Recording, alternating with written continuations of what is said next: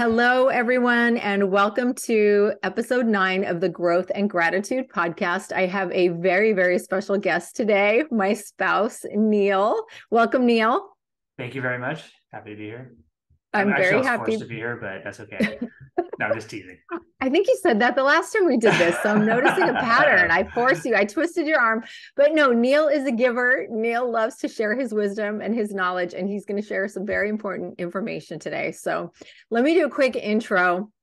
It's a little bit hard to introduce the person you've been married to for almost 30 years, but I will try. Neal is a very successful business owner. He has a claims adjusting business, Thornhill and Associates, which I've watched him grow and learn from, and I've learned a tremendous amount from as he's mentored me as a business owner as well.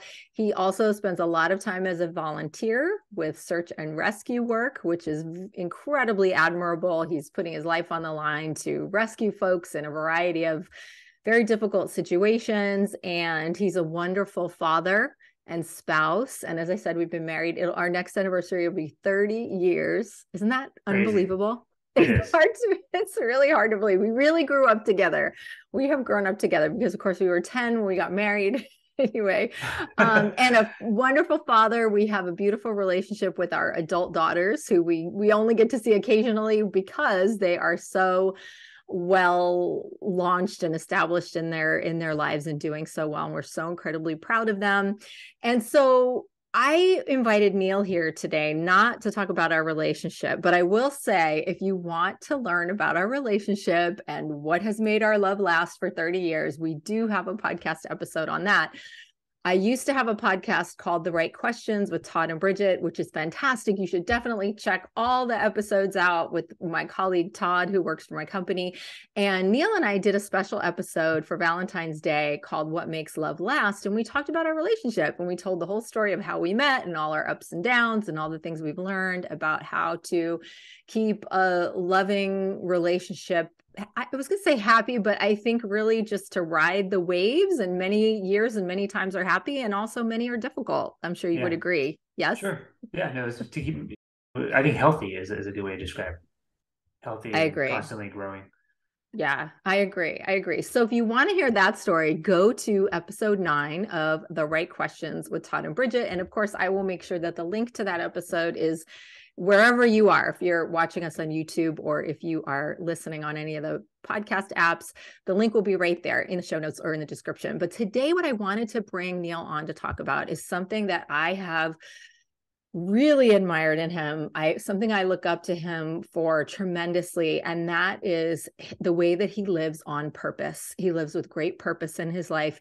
He is incredibly crystal clear on his vision for his life, his purpose for his life, and he even has a one-pager, which I will be sharing with you. I'm going to share a link. I'm going to just put it in my Google Drive and share a link with all of you, so you can click and see this one-pager on how to live your life with purpose and be very clear on your vision. And one of the things I have always admired about Neal is that he really knows if something is a yes or a no. Like if it's not aligned with his vision and his purpose, he's not going to do it. But if it is, it could be the most generous, selfless thing that nobody else does. But if it's aligned with his mission and his purpose, what he wants for his life, he is going to do it. And he's going to be very clear on that. And I know a lot of us struggle with that. And this, by the way, Neal, episode will be coming out the very first week of the year, 2023. So I think at that time, people are really hungry for any kind of content and tips to help them start their year off right, to be clear on what is this year going to look like for me? What do I want to say yes to? What do I want to say no to? What do I want to prioritize? So that's, I think, enough of a setup. I just will say that one thing that Neal and I share is a commitment to growth. We started out listening to the same speakers, reading the same books, whether it's Eckhart Tolle. I think we started with the Celestine prophecy. I remember we went to see the Dalai Lama together. We went to Silva meditation method seminars. We've always been all about growth, personal growth. And that's what today is about. And that's why we want to talk about how it all starts with being clear on your purpose and your goals, because how can you know which opportunities to say yes to, what kinds of directions you want to go with your growth until you start with those fundamentals? So I'm looking at what I'm going to be sharing with all of you, Neal's one pager. If you can imagine, and we can just describe it because everything with Neal is so simple and clear, yet so profoundly meaningful. At the top, it says vision and purpose. And that's the first thing we must decide. And I'm going to ask you about that in a minute. But I already have your definitions here and I agree with them. Your vision is, according to Neal, expert Neal, the kind of person you want to be, the type of life you want to have. It's that simple. Like, what is your vision for your life? And Neal, are you okay if I share what yours are in the sure, yeah. filled-in version I have? Thank you.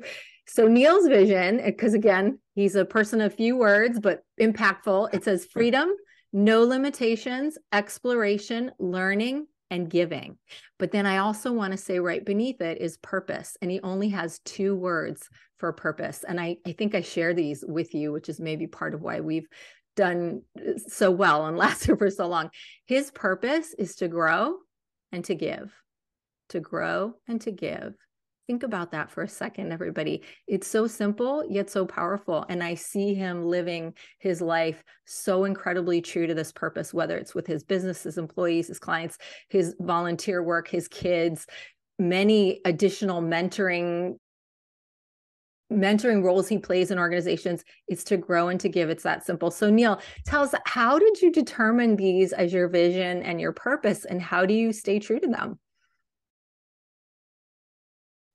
That's one of the hardest parts of developing this structure on how to live is people have asked me a lot, okay, you got this business that's doing well and everything is going well with you. How did you do that? How did you build this?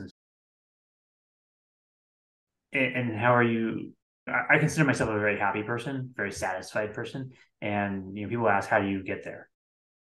So I always ask people right back, well, what do you want? And that's the hardest question is, and to figure that out is a long process, I think, of really looking inward and thinking about the kind of life you want to have and what you want out of your life and how you want to feel.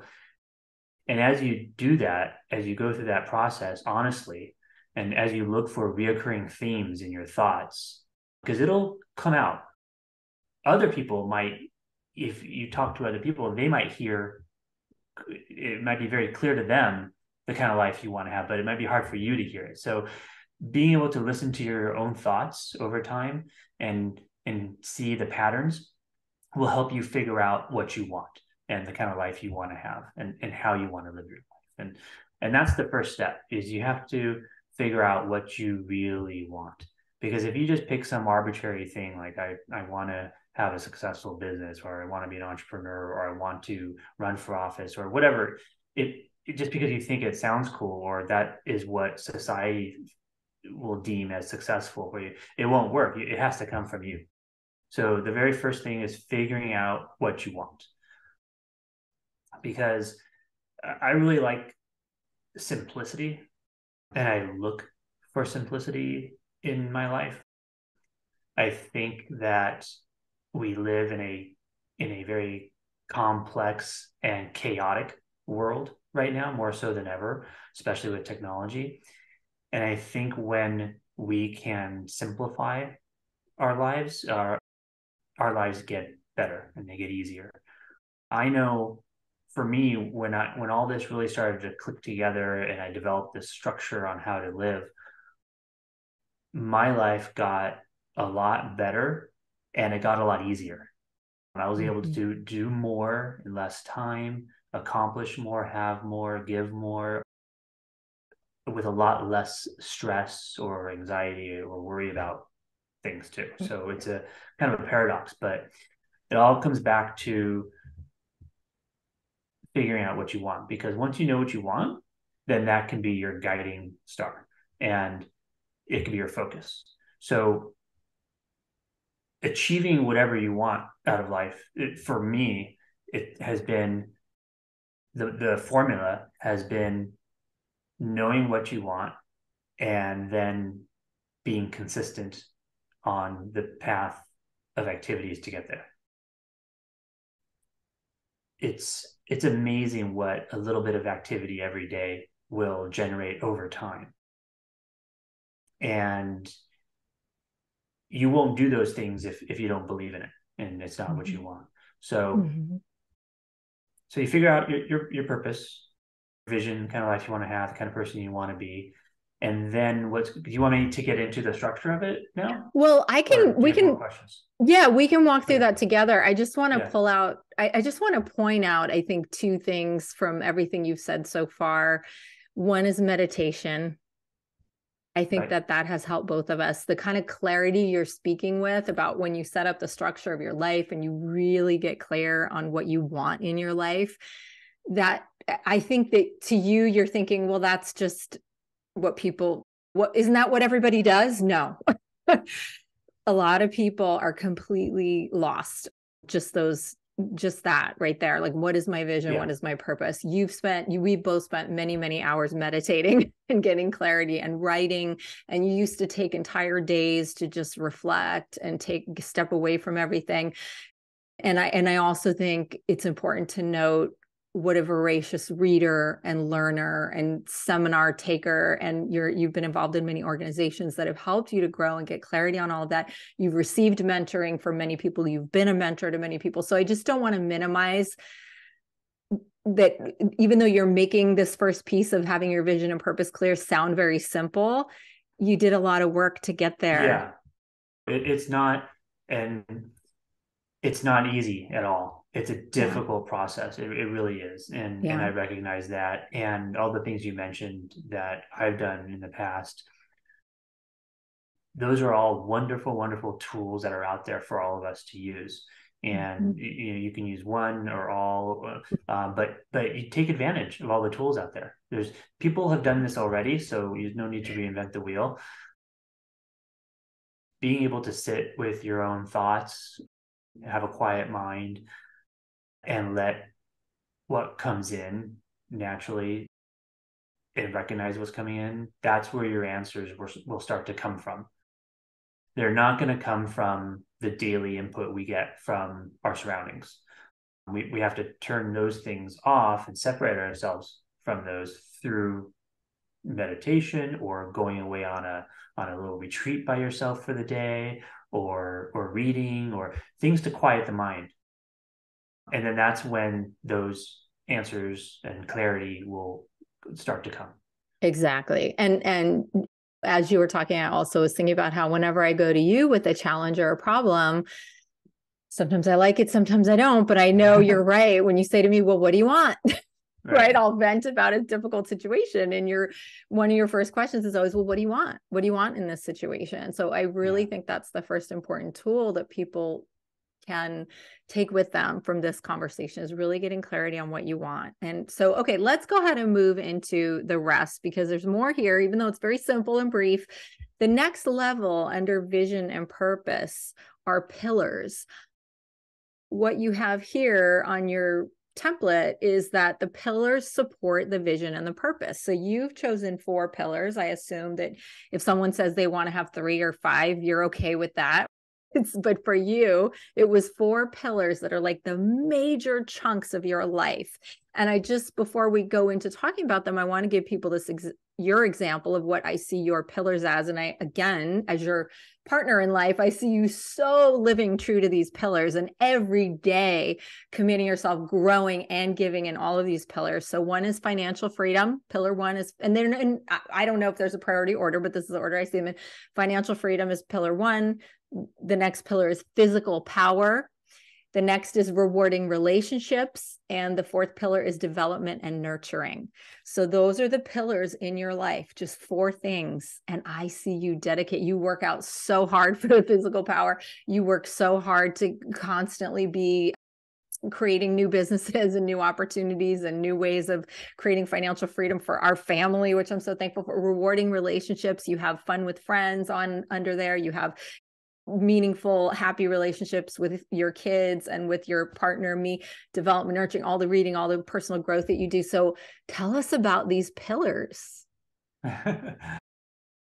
It's Yeah, so I kind of look at this as a reverse pyramid where you start instead of building your foundation first and then building on top of that, as we do with lots of things. Let's say building a business with your life, you want to start at the top and think, well, what kind of life do I want to have? What is my ultimate purpose, and why am I here? And what is my vision? And that's going to be at the very top, and then that'll dictate what supports that and what doesn't support that, more importantly, sometimes. Mm-hmm. So those pillars, 3, 4, 5 pillars, you don't want 10 pillars, it's too Yeah. complex. You just want a few. Those are designed to support what your focus is, what your Mm-hmm. purpose is, and vision for yourself. Mm-hmm. So for me, this is what works for me. And this is what works for me at this point in my life. This model, you can build this model or use this template, and it can change depending on somebody in their Mm-hmm. 20s is going to have a very different focus on what they want. And maybe somebody older than me might have a different focus, or you can even create this for your business. And this could be just business oriented, or it can be just personal oriented. I've combined it just because I take this simplicity notion to the extreme to have everything in one spot. But these pillars, these categories are what support your ultimate vision and purpose, and why you're here. And everything that you do you want me to get into that part now? Yeah, Yeah. absolutely. Go for it. So everything that for me, I'm bombarded with things to do and opportunities. There's so many opportunities in this world to do really amazing things and cool things. And then you also have all these things that you just have to do. Stuff you don't want to do, but you have to. So how do you decide and how do you manage this overwhelming basket of things to do? Well, you categorize them. They have to fit into one of these categories. So the first thing is putting them all in one of these pillars. So let's say, I don't know, let's take physical power. Because Mm-hmm. for me, having a healthy, well-functioning body and mind is super important because that's foundational for Mm-hmm. accomplishing many other things that I want to do. Well, nobody likes to go to the dentist. And when I have that to-do item of having to go to the dentist, it doesn't get done, as I'll put that off. But when I recognize that, okay, that actually falls under that pillar, now something kind of magical happens. My whole attitude and mindset and my emotions about that task change. Because now, oh, this helps me get to what I want. So, okay, now I'm going to schedule that and do that. So everything that'll happen to everything on your list. So everything on your list goes into one of these pillars, and then you're going to find that some things don't. Mm-hmm. And those the ones that don't, this is where this is the fun part, and also the difficult part. You just don't do those things, right? Mm-hmm. We can't do everything that is put in front of us. Other people expect us to do. There's no way to do everything. So we set ourselves up for a lot of stress and disappointment and self-criticism when we don't accomplish all these things that we think we have to do. To be able to identify which ones you don't need to do, then not do them is huge. Because you're not going to get everything done anyway. So you might as well choose the ones that you're going to do that are going to get you where you want to go. And then all those things that you're doing fit into these categories, and they become a lot easier to do once you realize it's part of what you're choosing and what you're being deliberate about.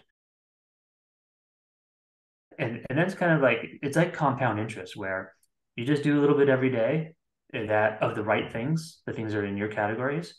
And over time, it yields dramatic results in your life, just dramatic results. It's not going to happen overnight. These things, it's not a quick fix to any of your problems, but it will create the life you want if you just stick to it. And that takes discipline. It doesn't take motivation. You don't have to be motivated to do this. Motivation is fleeting. It comes and goes. You can't depend on it, but you can depend on your discipline. You can get up every day and you can go to the gym. You're disciplined, whether you want to or you're motivated or not, you can still do it if you're disciplined. And that applies to everything on your list. So then the next question is, even in your categories that you've decided, oh, these are things I want to do and I'm happy about it, there's still going to be too many things. Yep. This is the crazy world we live in, where we are never caught up. And I struggle with this too. Or the secret is you're never going to get caught up. Mm-hmm. It's just not going to happen. But it's a difficult thing to wrap your head around. I think I can accomplish everything on this list. And that makes us make poor choices. And it keeps people in that cycle of just going and thinking, oh, I'll eventually get caught up.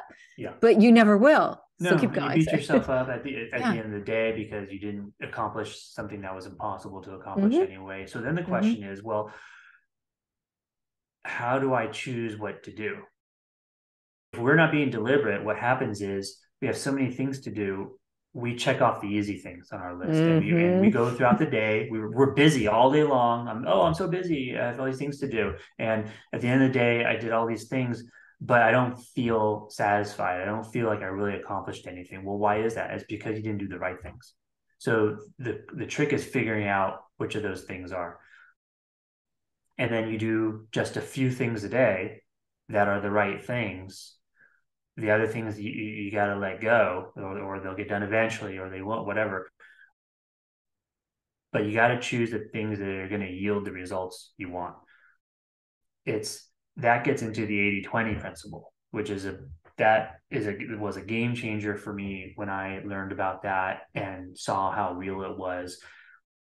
The idea behind that is that there's a small percentage of things, like 20% of something, that yield 80% of the results. And we don't, you can look at your closet. Of your 100% of clothes, you wear 20% of your clothes 80% of the time. That's the simple way to look at it. But it applies to everything in life. It's a strange concept. Making choices based on that will change your life. If we don't live in a world where it's equal, where if we put in 50% effort, we're going to get 50% results. It doesn't work that way. And you can't have the mentality that, oh, I'm just going to work hard. I'm going to work hard all day. I'm going to work 80 hours a week and I'm going to accomplish it. You'll accomplish stuff, but it's not efficient. I can look through the things, choose a few things that are very significant, and that will yield me 80% of the results and 20% of the time. And that frees up my time, it frees up my energy. But I have to be deliberate about that. I have to look at that big list because it's hard to not do the easy things. And those few things that yield the big results, those are hard things to do. Those are things you put off because they're challenging. Maybe you don't know how to do that, so you have to figure it out. It's hard to do those things, but you do those things, you're going to get what you want. Just to jump in here, because there's so much, I know you're speaking from so much of your research, really, and all the work that you've done to learn all of this and really to live it. There's some people just read a lot and they consume and they don't actually do anything with it. You are one of the rare examples of someone who does both. And I'm hearing behind what you're saying, because people are probably looking for books to look for and resources to consult to start the year off strong. You recently read 4,000 Weeks. I know you would recommend that. And that's the average lifespan. And when you think about it, it's only 4,000 weeks. And the 80-20 rule, the Pareto principle, I have found that so true. You've coached me so many times on that with my business. My business did amazing this year. And a lot of your coaching was about the 80-20 rule and how we cut out so much of what we were doing before because it just wasn't yielding what was bringing in the revenue or what was the meaningful work. It's not all about money. So most of Neal's pillars are all about being happy, being healthy, having good relationships. So we don't want you to think that we're just talking about how to make more money or anything like that. But the 80-20 rule applies to all of that really 20% of what you're doing is yielding 80% of what you want. But many of us spend way too much time in that 80% of fluff or wasted time, spending time on social media. And Neal is on social media, by the way. I watch him. He's not extreme. You're not extreme in like none of this or none of that. You have a very open-minded attitude about everything, and you do spend time on social media and you enjoy it, but you never get sucked into it or waste time with it. You really know how to have those clear boundaries and that discipline. It really is that discipline where you get up and you always work out. Sometimes I skip a day or two here and there. I'm like, oh, there's Neal every day. And it's that discipline, it's that commitment and that application of what you're constantly learning. And you're constantly learning and growing new things that you're then adding to the mix of how you're applying it all. Yeah, I try. It's hard. There's lots of times I don't want to work out, and I think, okay, I'm just gonna put my shoes on, I'm just gonna go down to the garage and think about what I want to do. And it's hard, but I've learned that a big part of this is having faith. Faith that if I just do it over and over again, it's going to work. Even if I don't want to, but I'll just do it, even if I don't see results. And there's so many other little things too. There's the whole failure issue. I don't want people, you've been very, very nice, and I appreciate the kind words, but I think people need to know that I have failed in my life more than I've succeeded by far. By far. My life is full of failures, quote, failures in all parts of my life, business wise, relationship wise, and physically, all kinds of things. But that's okay. It's okay to fail.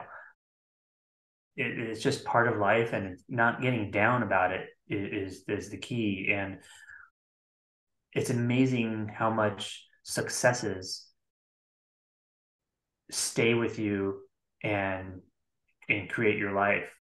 Because even though my life is not defined by failures, even though that's been the majority of outcomes, my life, I feel, is more defined by the successes, which have been fewer, but they stick, and they're just so big when they happen. Can't be afraid of failing. It's okay. Yeah.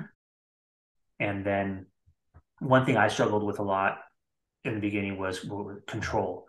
So I'm a very type A. I want things done a certain way. I'm very critical of myself, of others, and I would control things, and then I can determine the outcome of that 100% of it. So, and that worked for a little while, but it limited me.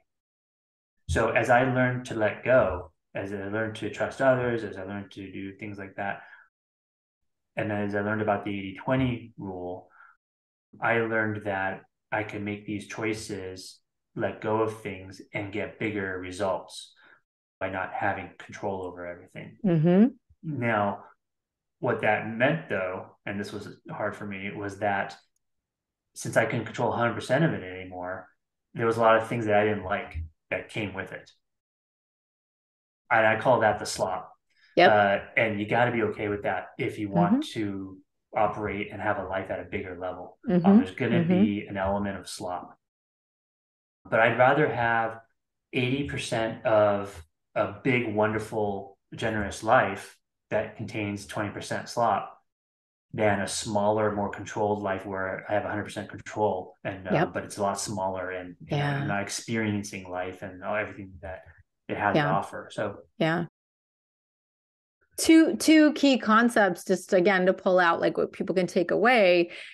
The idea that many of the experts say, our friend Brooke Castillo says, the only thing that differentiates hugely successful people are they don't quit. They just keep going. And that's your point about failure, is that if you don't frame it as failure, if you frame it as, oh, well, I learned from doing that and I'm not going to do that again. The successful people just don't quit. And that's you. You've never quit. You just keep going. And if you can't do something, you shift gears to, like, it doesn't work out, you shift gears to do something different that ends up working out great. And the idea of slop is really has been really hard, but especially for anybody who's going to have a business and grow that business and have employees, you can't do everything yourself. Or just if you're a manager, like that's a huge issue for managers. It's like, I want everybody to do it the way I do it and the way I think it should be done. But then that's why you're the manager, because they're not there yet. There's gonna be the slop, and it's going to be there anyway. It's like, we always talk about, like, so your choice is either, are you going to be all riled up and upset about it all, or are you going to be like, okay, this is how it is. I'm going to be calm. I'm going to mentor. I'm going to learn, and I'm going to move through it with grace, because being so upset and riled and anxious and in that everybody should be doing this, it's so stressful, and it doesn't help, and it saps your energy. So we could probably go on and on. As you know, I have a coaching session in 5 minutes. I wanted to make Neal feel like I wasn't going to take too much of his time. So I was like, I literally have a half an hour. I have a coaching session in a half an hour from when we do this podcast. But so we have about 3 minutes or so left. I'm going to totally turn it over to you, Neal, and say, hopefully you can all see Neal is amazing. He's a huge success. He's my greatest mentor. He's my best friend. He's my wonderful partner in life. I don't know how I got so lucky. Like, karma really shined on me in this lifetime to have you in my life, Neal. You know, that's how I feel about you. So what would be your final words for people listening, keeping in mind it's the first week of a new year, 2023. Yes, as you said, the world is kind of chaotic and uncertain. But if you're clear on, just to review, your vision and your purpose, which we shared, your pillars that support the vision and the purpose. And then, of course, I don't know how much we got into, but under that, he has a couple of points to describe each pillar, just kind of clarifying, drilling down to describe. And then you got your actions, what steps are you going to take? So it's that simple. But this has led him to a life that most people dream of. So Neal, what are your final thoughts? Well, I think all that can be overwhelming. You could do this model that I use, and you could look at it and say, this is too much. I don't even know where to start. So a phrase that I have held on to for a long time that I really believe in is that the universe rewards action. So you just have to do something every day. And you're not going to do everything in one day, but do something every day. You know, if you sit on the couch every day, all day, then nothing's going to happen. And don't get me wrong, I sit on the couch every night and have a glass of wine. I love it. But during the day, I carefully and deliberately choose what I'm going to do. I'm okay with the fact that I'm not going to get everything done, even though I still think I'm going to empty out my emails. I can't do it, but I just take action every day. Just take some action, and the universe will reward you. And I want to say, since you said that, I agree 100%. And I can also kind of hear some people saying, well, that's easy for you. You're a white male. You've had privilege. I want everybody to know Neal built this life himself. He did not grow up with any kind of financial wealth or privilege or challenging, very meager, very modest upbringing. Parents were not business owners or college graduates. You were the first. Your parents, but yet you have been able to make this life for yourself and do all of this because of that determination and that commitment and that discipline. And I just do want to add to that, while you and I are both social activists, our daughter's transgender, we advocate for her. We know that there are so many hardships and obstacles in life, and we don't deny that. We know we have many privileges and many unearned privileges, as well as things we've worked hard for. But I do want to make it clear that Neal never had anything handed to him, and he had to work very hard, and he mostly supported himself from a very young age and started working at, 11 or 12 years old or something like that. So I just want to put that in there, because if anybody's out there thinking, well, that can't be me, I think we think it could. We believe in you. Absolutely. and I'm the first to recognize the privileges that I have. Absolutely. But I've also have been in enormous debt. I've had dead-end jobs. I've had physical issues that have limited my activities. I've had a lot. So I think that there will probably be a lot of people out there that think, oh, I have an issue that's preventing me from doing that. And no, you do have an issue. but you can still do other things and have that faith that is cumulative and it will work. And I had that faith because it did work for me, and it's still working for me. And I have ups and downs. There's times where I feel like it's too much. And, I can't do it. But it's an ongoing struggle. It is, but I think that as you simplify your life, as you figure out your purpose, that simplicity will improve your life and make your life easier at the same time. And then everything starts to open up.